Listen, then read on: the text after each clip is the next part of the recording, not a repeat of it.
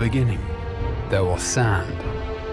And in the sand, Conan Exiles left footprints of epic proportions, though the road through development was long, with huge tracts of land. Now, the exiled lands have more than doubled their original size, and is no longer a mere sandbox.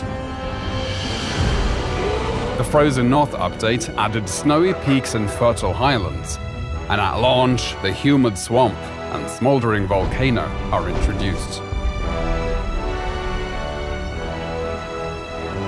With such a large-scale world, traversing it can be time-consuming.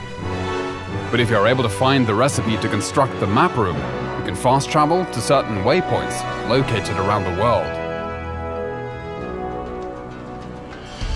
Perhaps you'll visit Sepemiru, the relic hunter city to the west, which is now a mostly harmless trading hub where players can come to barter, or perhaps strike up a conversation with the locals over a pina colada.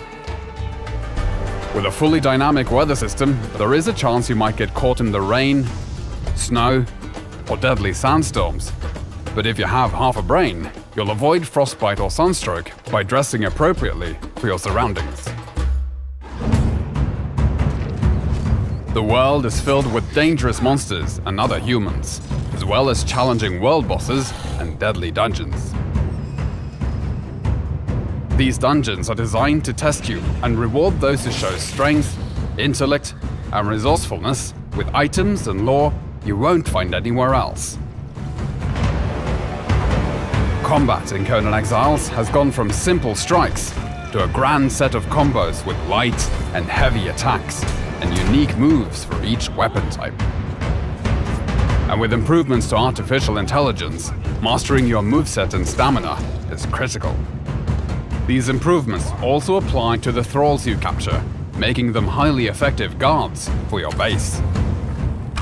Milestone bonuses have been added to perks and attributes, and players can buff their stats with war paints, potions, and armor modifications. There are now hundreds of weapons and armor pieces in the game, which are customizable through color dyes and modification kits. And there are hundreds of building blocks in different tiers and styles for you to enjoy, including crafting and cooking stations, grow beds, and decorative items for the castle of your dreams and your enemy's nightmares.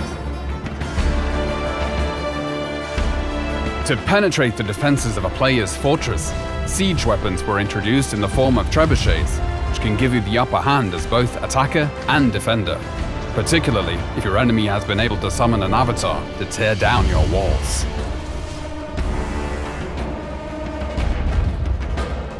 With the ability for players to climb any structure or cliff face in the game, necessary defenses like siege cauldrons and crenellated walls were added.